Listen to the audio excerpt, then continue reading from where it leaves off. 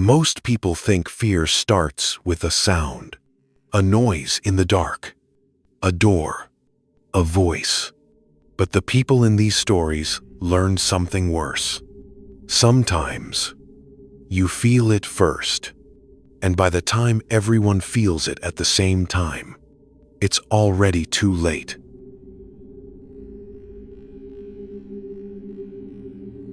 The first thing that bothered me wasn't the silence itself, it was how early it came.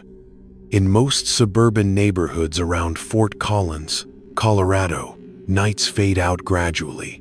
Televisions murmur behind curtains. A dog barks 2 streets over. Someone revs an engine too hard, pulling into a driveway. Sound doesn't disappear all at once. It thins. That Thursday night in late October, it didn't thin, it stopped. I noticed it at 9:47 p.m. because I had just glanced at the clock on the microwave while reheating leftovers I didn't really want to eat. I'd moved to Fort Collins 3 months earlier after my divorce, chasing what I told myself was quiet, space, a reset. I rented a modest ranch-style house in a neighborhood called Maplewood Estates, the kind of place built in the late 70s, wide streets, mature trees, identical mailboxes. I chose it because it felt boring, and boring felt safe. That night, I was standing in my kitchen, fork in hand, when I realized I couldn't hear anything at all. No HVAC hum. No refrigerator cycle. No distant traffic from College Avenue. At first, I assumed I'd just spaced out, the way you do when your mind drifts, but then I became aware of my own breathing, or rather, how I couldn't hear it. I set the fork down slowly, listening harder, waiting for the background noise of the world to reassert itself. It didn't. The silence had a weight to it, like pressure in your ears before a storm. I walked to the living room window and pulled the curtain back an inch. The streetlights were on, casting that familiar orange glow across the asphalt. But every house on my block was dark. Not just dim dark. No porch lights. No blue flicker of TVs. Even the Wilsons' place across the street, where the husband usually watched sports loud enough for the whole block to hear, was completely unlit. A small, practical part of my brain suggested a power outage, but the microwave clock still read 9:47, steady and bright. I flipped a light switch off and on. It worked. Electricity wasn't the issue. I checked my phone. Full signal. No emergency alerts. No neighborhood group messages, just the usual junk notifications I'd been ignoring all evening. That's when I felt the first real prickle of unease, not fear, exactly, but the sense that I was standing slightly out of sync with something I couldn't see. I stepped outside onto my porch, half expecting the sounds to rush back all at once, like air filling a vacuum. They didn't. The night air was cool and smelled faintly of fallen leaves. Somewhere down the street, a tree branch scraped lightly against a fence, the only sound sharp enough to register.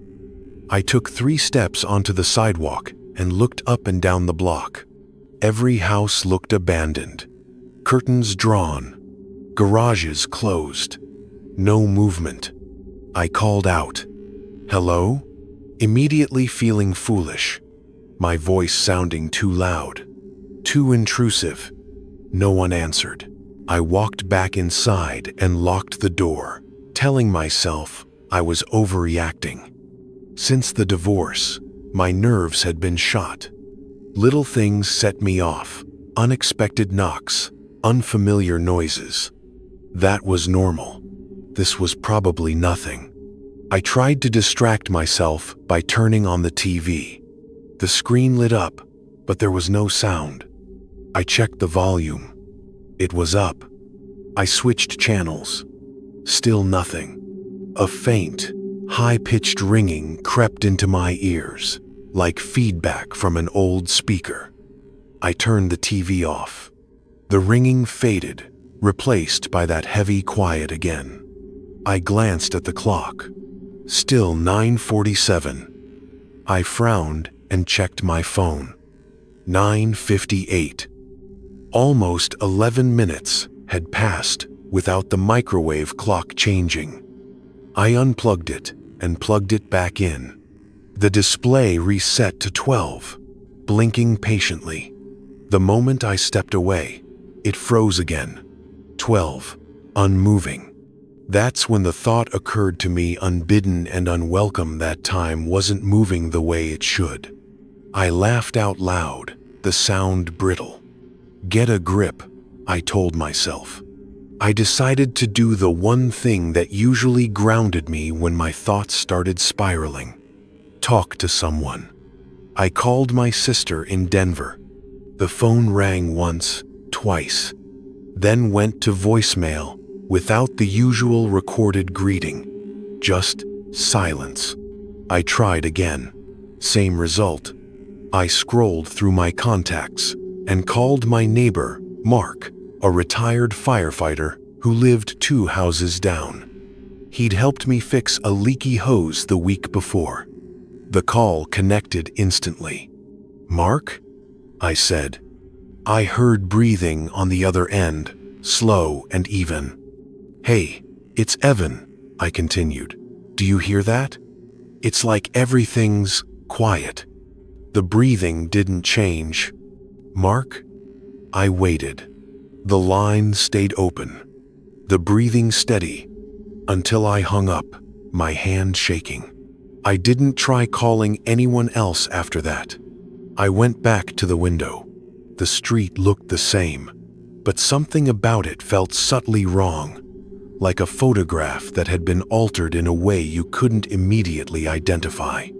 Then I noticed the cars. Every vehicle on the block, mine included, was parked perfectly straight, aligned with the curb.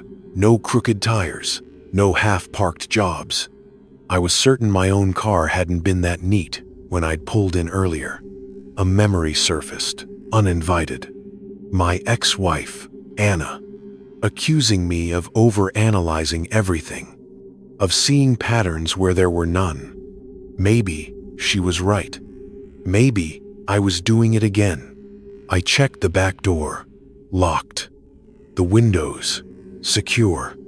I told myself I'd go to bed and laugh about this in the morning. But when I lay down, sleep wouldn't come. The silence pressed in from all sides, making it impossible to relax.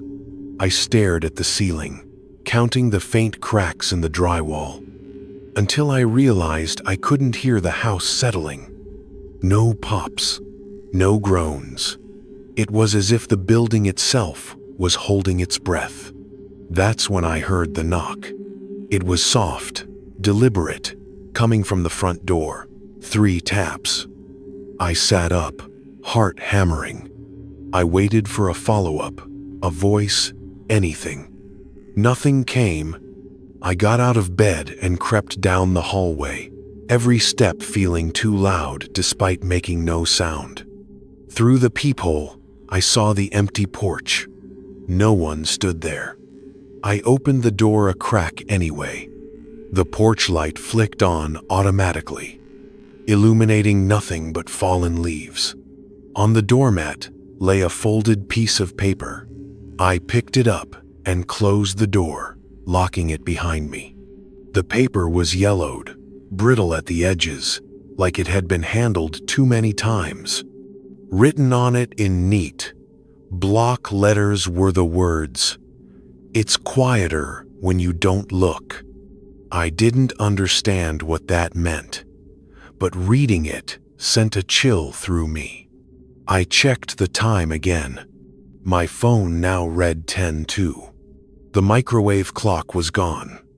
The space where it had been was empty, as if it had never existed.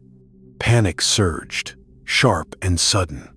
I paced the living room, trying to think logically, trying to remember if I'd always lived alone, if the microwave had always been missing, If this neighborhood had always been silent at night, the doubt was insidious, worming its way into my thoughts. I needed proof, something solid to anchor me. I grabbed my car keys and headed for the door. If I could drive out of Maplewood Estates, get back onto a main road, everything would snap back into place. Outside, the air felt thicker, harder to move through. I walked to my car and unlocked it. The interior light didn't come on. I turned the key in the ignition. The engine started, but there was no sound. The dashboard lights glowed faintly, the speedometer needle twitching. I backed out of the driveway and drove down the street, my headlights cutting through the darkness. As I passed each house, I noticed something new. Every window reflected my headlights perfectly, like mirrors, but I couldn't see inside any of them. The reflections didn't behave normally. They lagged, just slightly, as if the light were arriving late. At the end of the block, the road curved toward the main exit. I turned the wheel, and the car kept going straight. My hands tightened on the steering wheel. I turned harder. Nothing. The road ahead stretched on, identical houses repeating over and over. The same tree, the same mailbox. Again and again. I slammed on the brakes. The car stopped instantly. The silence deepened. I sat there, breathing hard, staring at the impossible repetition ahead of me. I thought of Anna then, not with anger, but with regret. All the times she'd told me I wasn't present, that I disappeared into my head. The idea struck me with sudden clarity. Maybe that's what this place did. Maybe Maplewood Estates didn't like to be observed too closely. I remembered the note. It's quieter when you don't look. Slowly, carefully, I closed my eyes.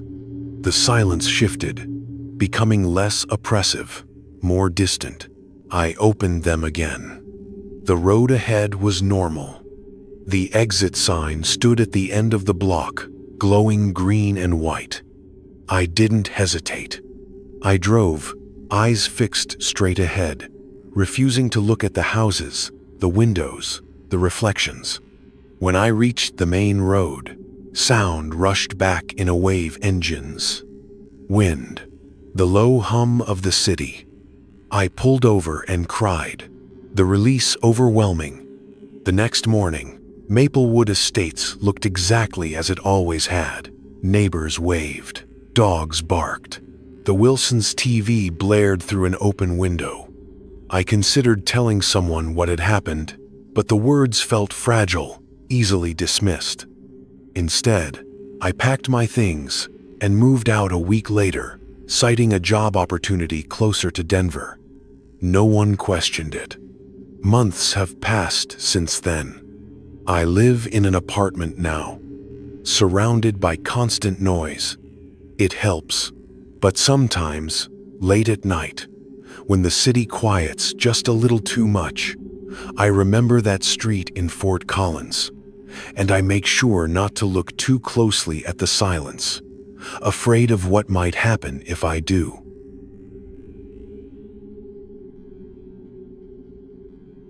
I remember the exact moment it happened because all four of us noticed it at the same time, and that detail has never left me.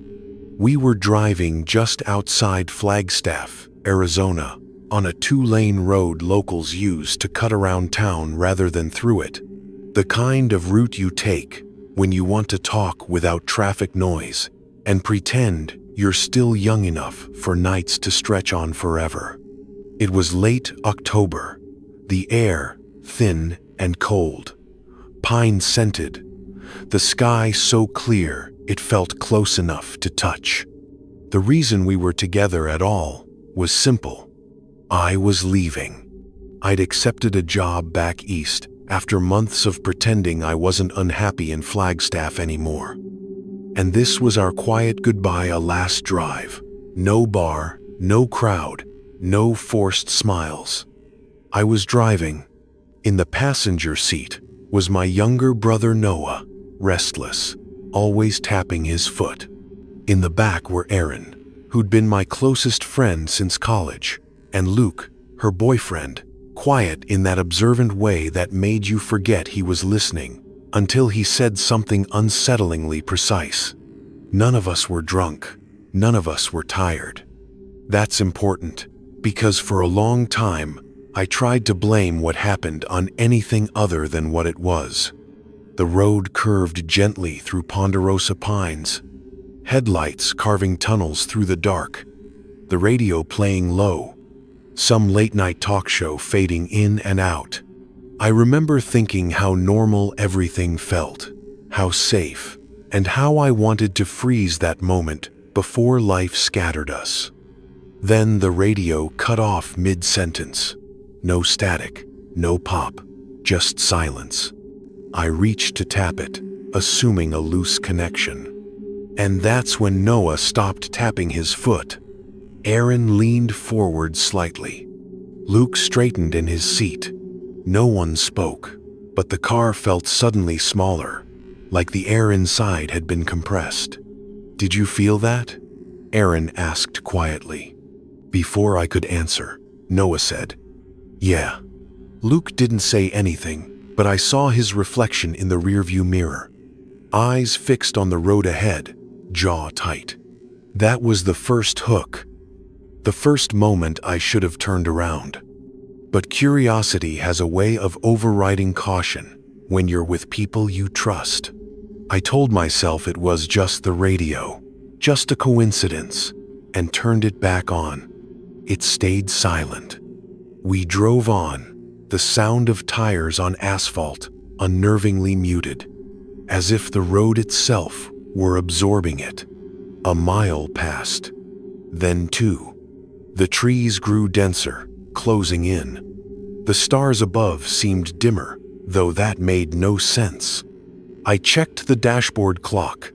It read 11:18 p.m. Noah checked his phone. "Mine says 11:18 too," he said, frowning. Aaron checked hers. Same time.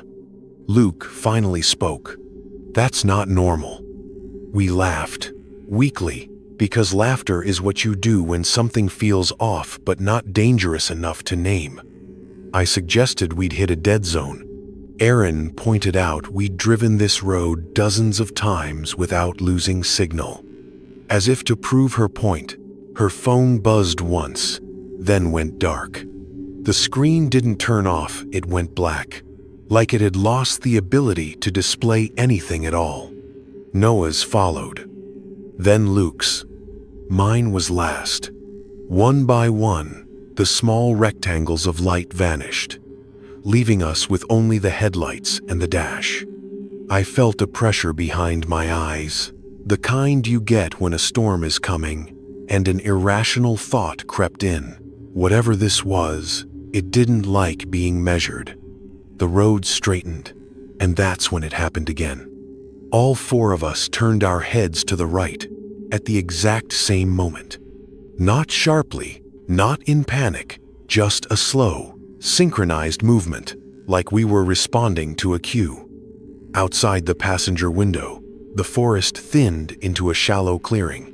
There was nothing there, no figure, no animal, no light, but the sense that something should have been there was overwhelming.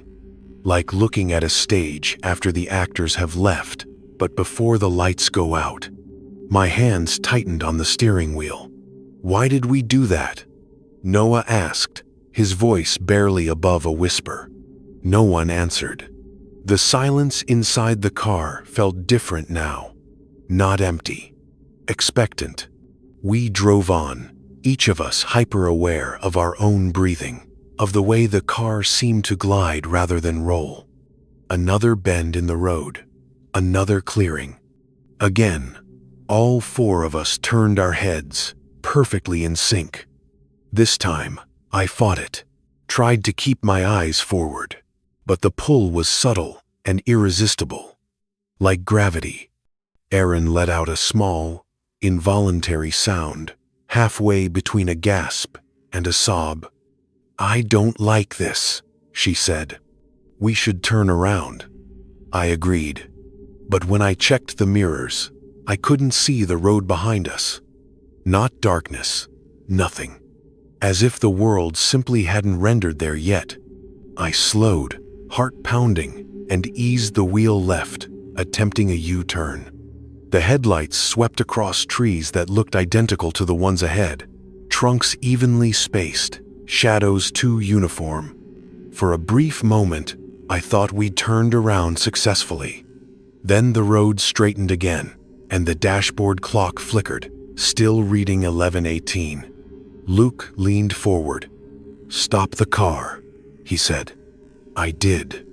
The engine went quiet, though I couldn't remember hearing it shut off. We sat there, 4 people in a motionless bubble, the night pressing in. "Whatever this is," Luke continued, choosing his words carefully, "it's reacting to us, noticing it." That idea landed heavily. I thought of all the times I'd tried to ignore my own unhappiness, how naming it seemed to make it worse before it got better. "So what do we do?" Erin asked. Luke met my eyes in the mirror. "We don't look for it." As if on cue, that pressure returned, stronger now, urging us to turn our heads again. My neck muscles tensed, fighting the impulse. Noah squeezed his eyes shut. Erin followed. Luke did the same. I stared straight ahead, focusing on the faint crack in the windshield I'd meant to get fixed for months. The urge peaked, then slowly ebbed, like a wave breaking and retreating. When it was gone, the forest looked normal again. I started the car. This time, the engine sounded right. The tires hummed. The radio crackled to life, a song none of us recognized playing softly. We drove without speaking, afraid to break whatever fragile rule we'd stumbled upon. The road curved, and I recognized it, truly recognized it, for the first time in what felt like hours. The familiar sign for Route 180 appeared, reflective letters shining back at us. As we merged onto the highway, sound rushed in fully, overwhelming in its normalcy. The clock ticked forward. 11:19, 11:20. Noah laughed, a shaky release. Erin wiped her eyes. Luke exhaled slowly, like he'd been holding his breath the entire time. We didn't talk about it much after that night. Not then. Not later. We said our goodbyes a few days later, like nothing had happened. I moved away. Life went on, but the memory stayed, sharp and intrusive. Years later, I asked Erin if she remembered it the same way I did. She hesitated before answering. "I remember the feeling," she said, "like something wanted us to notice it, and got annoyed when we did. Noah refuses to discuss it at all. Luke moved overseas and fell out of touch. I still think about that road outside Flagstaff, about how easily our attention aligned, how quickly the world changed when we acknowledged the wrongness. Sometimes, late at night, when I'm driving alone and the radio cuts out for just a second too long, I feel that familiar pressure and I keep my eyes forward, heart racing, reminding myself of the only thing that seemed to matter back then. Whatever you do, don't look for it, because the moment you all feel it at the same time, it's already too close."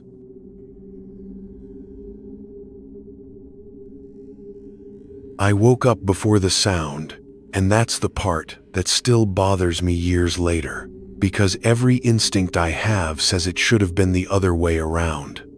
Sound is supposed to come first.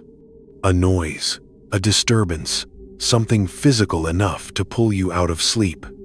That night, in Ashland, Oregon, it wasn't like that.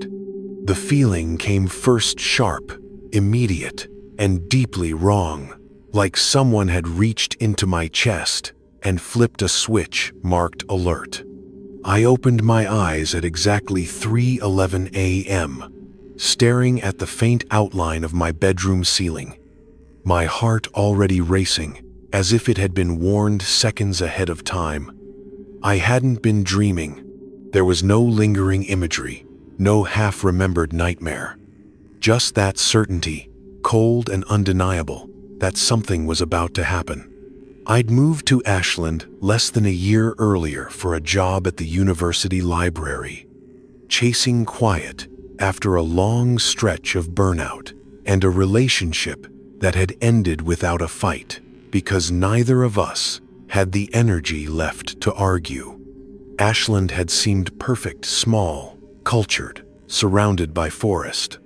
The kind of place where nights were genuinely dark and people still waved at each other. I rented a narrow 2-story house on a residential street not far from Lithia Park, old enough to creak when the temperature dropped, but well cared for. I liked the way it sounded at night. The settling, the gentle reminders that the house was there with me. That night, it was too quiet.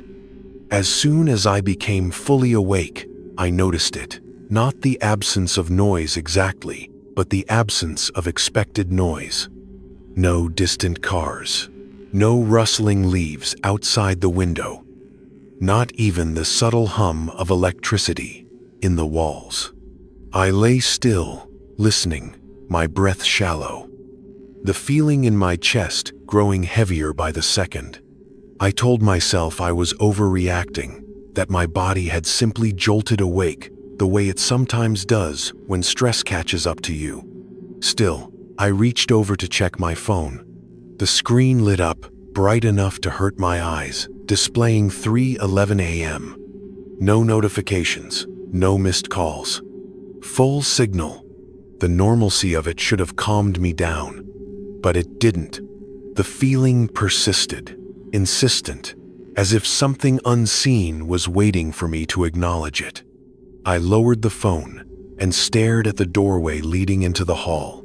The door was open, just as I always left it, but the darkness beyond looked thicker than it should have, less like an absence of light and more like a presence of something else. I remember thinking, very clearly, don't listen for it. That thought didn't make sense, but it arrived, fully formed, like advice I'd already learned the hard way. I ignored it. I strained my ears, trying to force the night to give me something tangible. That's when the sound finally came. It was soft, almost polite, like the faintest shift of weight on old wood. Not a footstep exactly. More like pressure being applied, then released. It came from downstairs. I sat up in bed, every muscle tense, my mind racing through the usual explanations. House settling, pipes, an animal in the crawl space. All reasonable. None of them fit the timing. The feeling in my chest deepened, no longer sharp but heavy, like dread sinking in. I swung my legs over the side of the bed and stood, the floor cold beneath my feet. As I moved toward the doorway, the sound came again, followed by another, forming a slow, deliberate rhythm. Whatever it wasn't wandering, it was pacing. I stepped into the hallway, keeping close to the wall, my eyes adjusting slowly. The staircase loomed ahead, descending into darkness. The house smelled different, now cooler, tinged with something faintly metallic, like rain that hadn't fallen yet. I paused at the top of the stairs, listening. The pacing stopped. Silence rushed back in, pressing against my ears. I waited, counting my breaths, fighting the urge to retreat back into the bedroom and lock the door like a child. That was when I realized something else was wrong. I couldn't hear my own heartbeat. I pressed my fingers to my wrist, feeling the pulse there, strong and steady, but the sound of it was gone, swallowed by the quiet. The rational part of my brain screamed at me to turn on a light, to break the spell of whatever this was.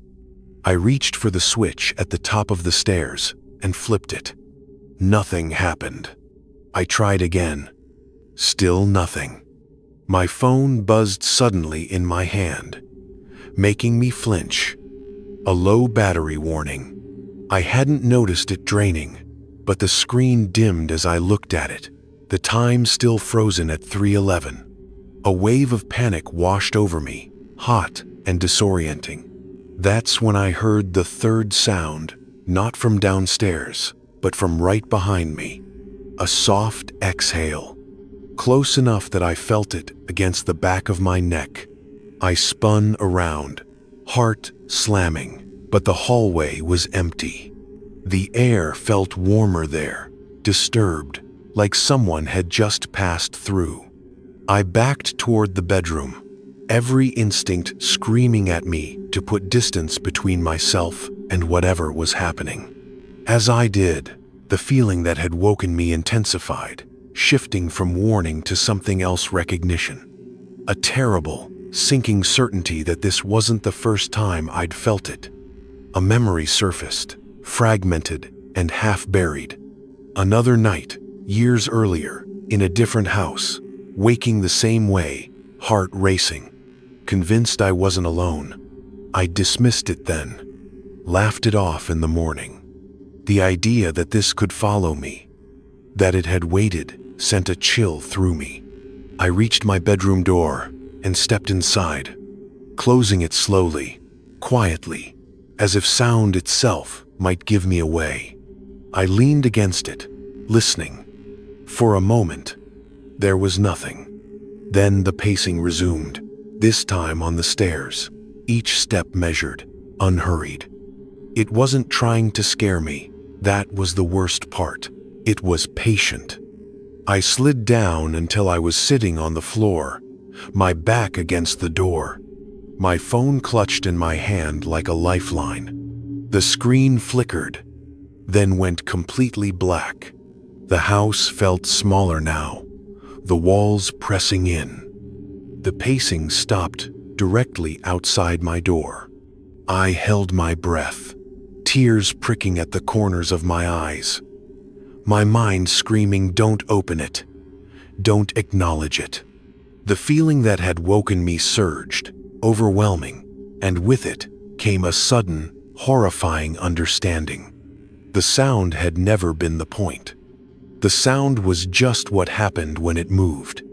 What mattered was whether I noticed the feeling, because the feeling meant it had found me. The doorknob turned slowly, testing. It didn't rattle. It didn't force its way in. It simply checked, as if curious. When it didn't open, the knob returned to its original position. The pacing resumed, moving away, deeper into the house. I stayed there for what felt like hours, though I couldn't tell how much time had actually passed. Eventually, exhaustion overtook fear, and I must have blacked out. When I woke again, pale morning light filtered through the curtains. Birds chirped outside. The house hummed softly with life. My phone lay beside me, screen intact, time reading 6:42 a.m. Everything looked normal. Too normal. I called in sick to work that day and spent hours walking through the house, searching for signs of intrusion. There were none. No unlocked doors. No disturbed objects. No explanation. I told myself I'd imagined it, that stress and isolation had finally caught up to me. But I stopped sleeping well after that. And sometimes, just before dawn, I'd feel it again, that same internal jolt. The warning without a cause, though no sound ever followed. I moved out of that house 6 months later, unable to shake the sense that I was being tested, measured. I've since learned to trust that feeling, to act on it without waiting for confirmation. Because the sound, whatever it is never the beginning. It's just the part you're meant to notice. And if you wake before it, if you feel it coming and do nothing, you give it time to arrive.